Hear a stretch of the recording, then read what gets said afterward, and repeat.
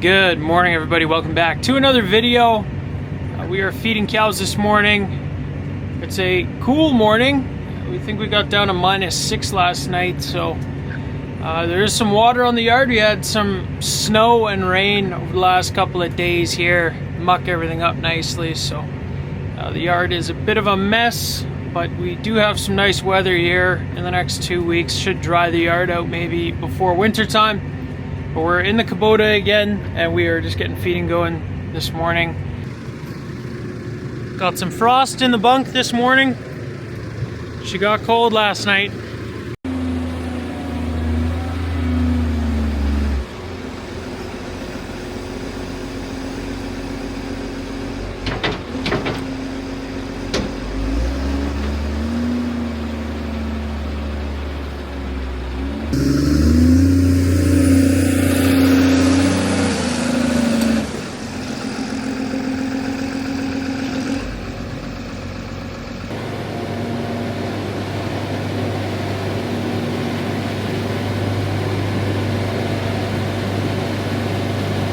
So I got the first load of the day full. It is just mixing. We put up the curtains in front of the barn a little bit. They're only open about a foot now. Just a little bit too cold overnight to leave them all the way open, so try to keep it a little warmer in the barn.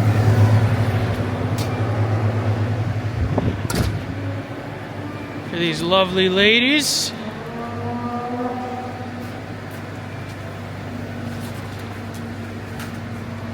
These water bowls at the front are the highest risk, and I don't see any ice in them, so those are good.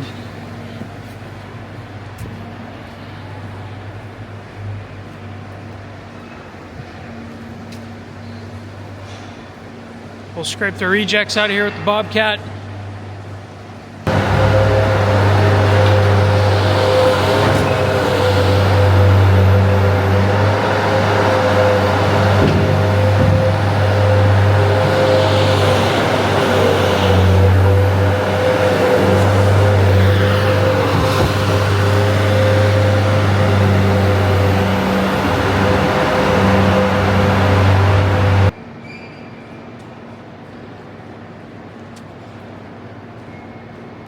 It's a nice clean feed alley. We go ahead and dump the feed now.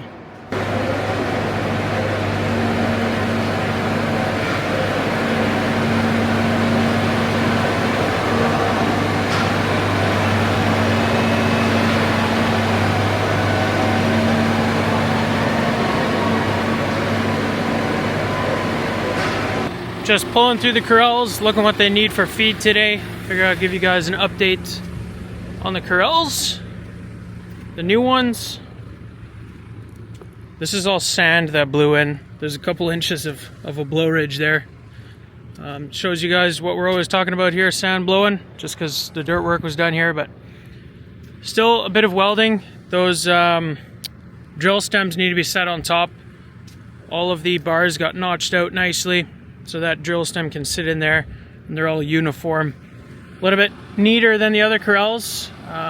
They're pretty even for the most part, but this is just perfect, so that's looking good. We've got the adjustable sucker rod railing up front, so we'll be able to move that however high or low we want.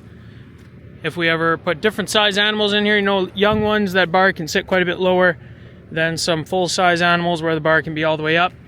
And then, of course, the top neck rail, just to make sure we're not having animals jump over. The slabs on the back here are going on very nicely.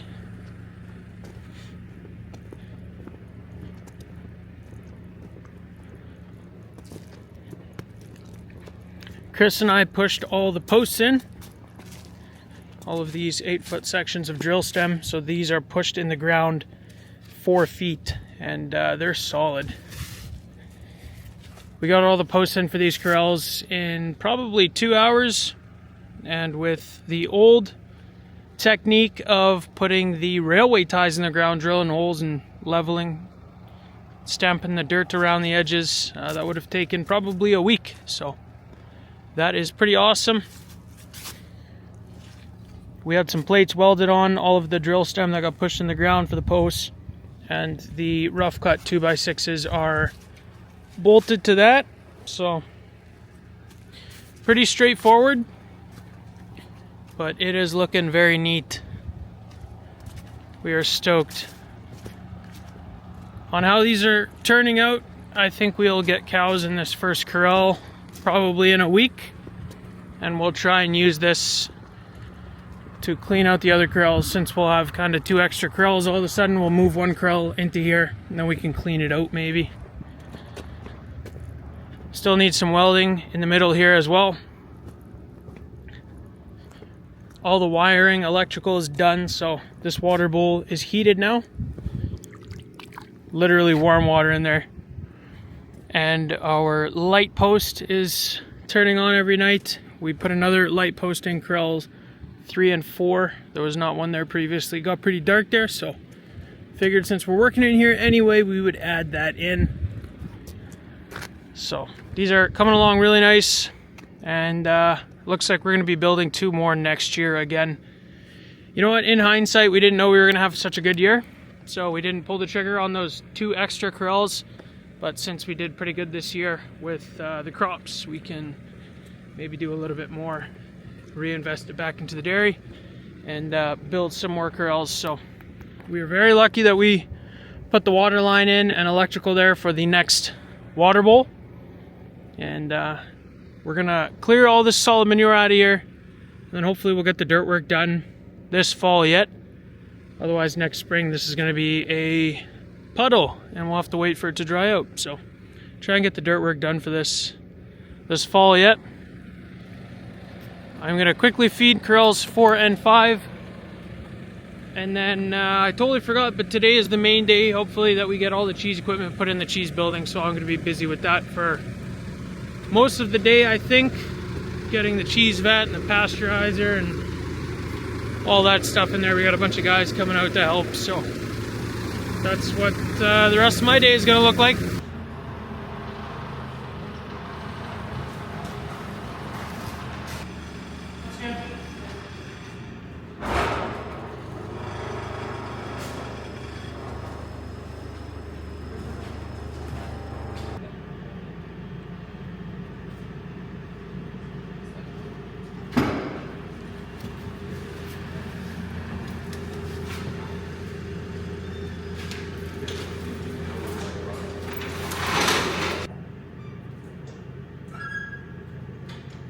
Let's grab that third jack and we'll just put it in the middle of the back until we get it over the lift. Is that the back of the truck, Austin?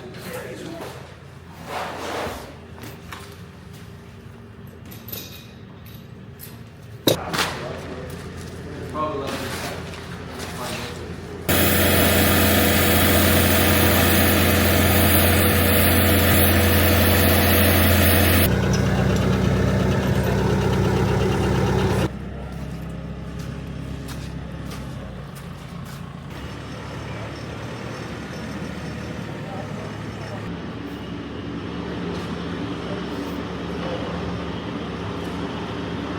This is the big container, almost empty.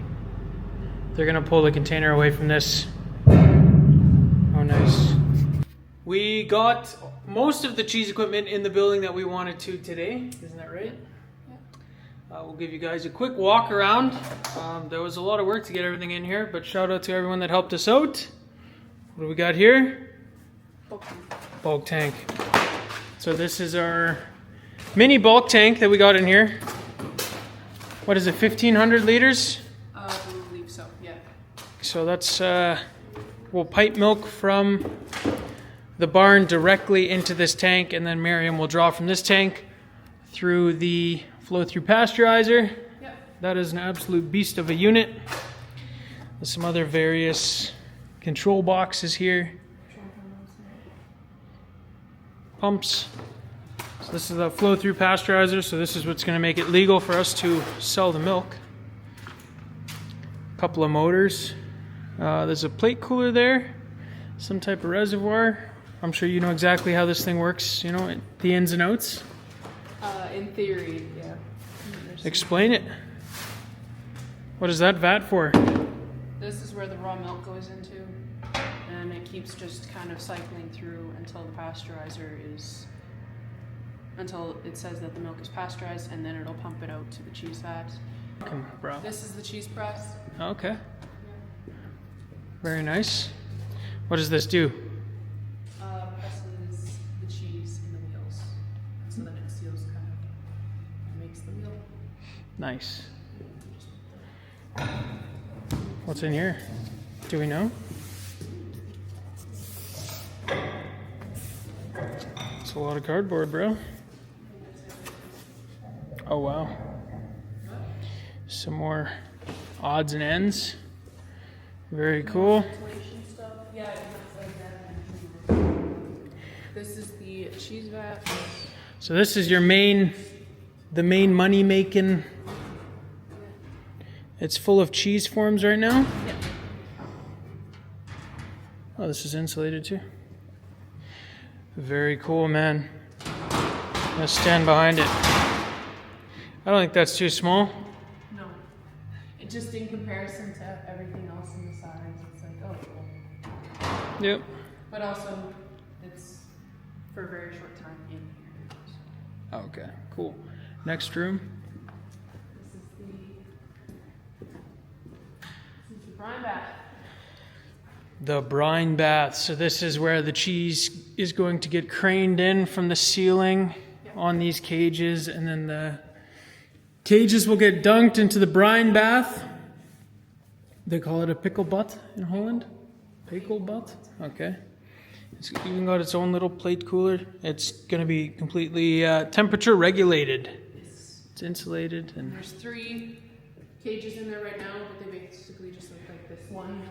That's right here. Ah. Oh, you got a trolley with it too? Yeah. That is sweet, man. Yep. And then shelves in the next room. We lifted those in the other day. So these are the upright posts that are going to go floor to ceiling in here. And then the boards that go across here. We just lifted in this afternoon. Holy moly. That's going to be a few shelves, man. Just a few, yeah. Right on. Well, oh, that's the Ventilation that goes up top. temperature humidity controller for the storage room. Yeah. Very cool. Well, that's epic. Yeah. Thanks for the tour. Yeah. It's obviously not the cleanest in here. We just, with a bunch of guys, walked it all in here, so the cleaning process is going to be quite extensive. Had to do it all anyway. Yep. So, and then someone's going to come through and certify and make sure that she did a good job with everything. So. Yeah. All right. Thanks, man. We're all done with that cheese building stuff. We got Chris going on the disker, so he's disking that new field that we got. There was a little patch of alfalfa, I guess, like 60 acres probably, 40, 50, 60 acres of alfalfa or so, that we wanted torn up. So he is busy with that right now, and we're gonna check that out.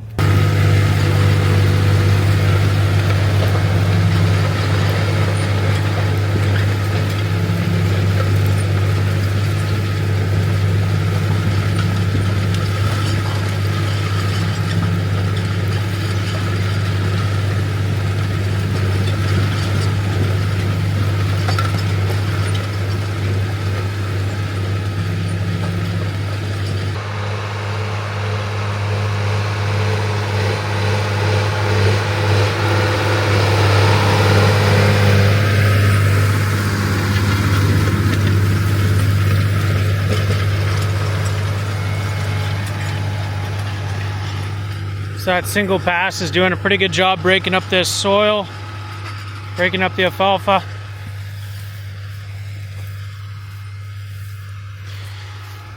Prior to disking, Dad came out here and he desiccated all of this, killed it all with the sprayer, all the alfalfa and anything else that was in this field. So it should already be well in the process of dying. This should finish it off. We might come back and hit it again, but this is honestly already looking pretty black to me. I don't think there's the appetite to hit it more.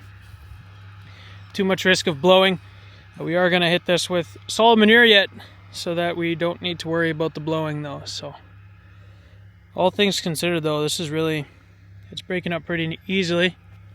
Single pass with that disc, so we might have to hit some low spots like some slough bottoms over there 2 or 3 times, but in general I think that single pass is going to be plenty. The plan is to seed barley in these acres next year, so that's the 60 acres that we're breaking up now of alfalfa, and then there is some cultivated acres over there,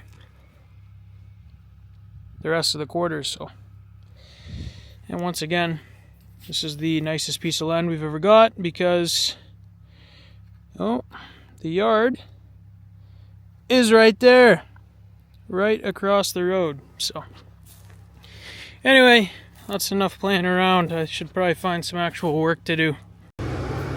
Alright, we are on our last job of the day, which is picking bales. We're just adding now to this pile behind the yard, and we are probably at like 6 or 7 acres of bales now back here, which is nuts. But that is going to be it for today's video, guys. I hope you enjoyed. If you did, be sure to hit those like and subscribe buttons down below. It really helps the YouTube channel out, and I hope to see you guys in the next video. Thanks for watching.